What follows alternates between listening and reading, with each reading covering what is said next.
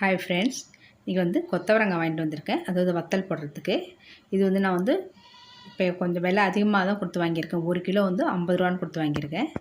இப்போ வந்து இதை வந்து நல்லா கழுவிடுங்க. 2-3 தடவை நல்லா கழுவிட்டு ஒரு எந்த பாத்திரத்தில் வேக வைக்கிறோமோ அதில் எடுத்து போட்டுக்கலாம்.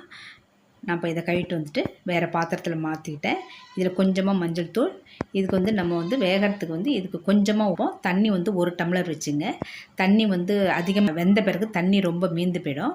இப்போ இதை வந்து என்ன பண்ணுங்கள், அப்படியே வந்து வெந்த பிறகு அப்படியே குலுக்கி விட்டுருங்க. விட்ட பிறகு அப்படியே வந்து இந்த மேல் பகுதியெலாம் கீழே போயிடும்.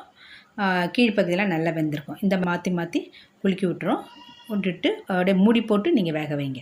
இது மாதிரி வெந்த பிறகு இது வந்து நம்ம என்ன பண்ணணும், இதை வந்து நல்லா ஒரு 2 நல்ல வெயில் அடிச்சுன்னா 2 நாளில் உங்களுக்கு காஞ்சிரும், அல்லது வந்து ஒரு 3 நாள் ஆகும்.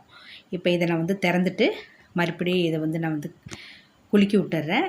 அப்போ தான் உங்களுக்கு வந்து வெந்து வரும். இப்போ நல்லா தெரியுது பாருங்கள், முன்னாடி இருக்கிறதுக்கு இப்போ கொஞ்சம் நல்லா வெந்து வந்திருக்கு. அது ஆவிலே இருந்ததுனால இதை குலுக்கி விட்டுட்டு இது ஒரு 5 நிமிஷத்துலேயே உங்களுக்கு வெந்துடும்.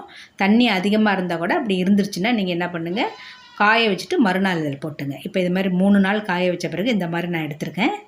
எடுத்துகிட்டு இதை வந்து ஒரு பாட்டிலில் போட்டு வச்சுங்க. இது வந்து வத்த குழம்பு வைக்கலாம், சாம்பார் வைக்கலாம், அதோட வந்து சாதத்துக்கு வந்து பொரித்து சாப்பிட்லாம். இப்போ வந்து நான் வந்து கொஞ்சோண்டு பொரிச்சிட்றேன்.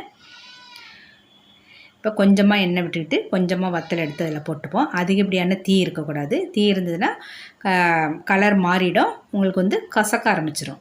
அதனால் இந்த கலர் வந்தோடனே நீங்கள் அப்படியே எடுத்துருங்க. இந்த மாதிரி நீங்கள் செஞ்சு பாருங்கள். சாதத்துக்கு தொட்டுக்கிட்டு சாப்பிட்றதுக்கு நல்ல டேஸ்ட்டாக இருக்கும். சாம்பாரும் நீங்கள் வைக்கலாம், வத்த குழம்பு வைக்கலாம்.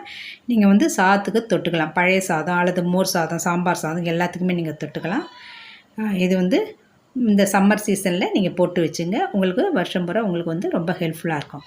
Thank you friends. இது பிடிச்சிருந்தால் லைக் பண்ணுங்கள்.